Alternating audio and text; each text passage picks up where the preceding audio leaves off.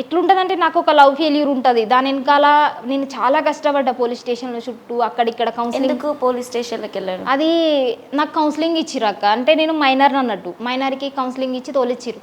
అంటే ఆ పిల్లగాడు ఎట్లా అంటే టైం పాస్ చేసినాడు నాతోటి. ఆహా! నీ లవ్ స్టోరీ. సో ఇప్పుడు ఈ డాక్టర్ దగ్గర ఏమైంది? అక్కడ జాబ్ ఎందుకు మానేసావు నువ్వు మరి? అక్కడ జాబ్ మానేసి అంటే ఆమె ఎట్లా అంటే షార్ట్ టెంపర్ అక్క. ఒకసారి అన్నది రేణుకి ఎక్కడా లేదు కాబట్టి వీడికి వెళ్ళిపోతలేదు, ఆహా! ఓకే. అట్లా ఒక మాట అన్నది. ఇంకొక మాట వచ్చేసేమో పాకిదానా అని చెప్పి అన్నందుకు మా మమ్మీ అడిగింది అనమాట. ఎన్ని ఇయర్స్ చేసావు వాళ్ళ ఇంట్లో వర్క్ నువ్వు? కుకింగేనా? కుకింగ్ చేసిన 1 ఇయర్ చేసినా కానీ పోయిన 2 డేస్ 3 డేస్కే మొహం అంతా నూనె పడి కాలింది అక్క, మొత్తం కాలిపోయింది. కాలిపోతే ఇంకా అసలు ఫస్ట్ టైం అన్నట్టు మా అమ్మని ఇడిసబెట్టి పోవడం నేను.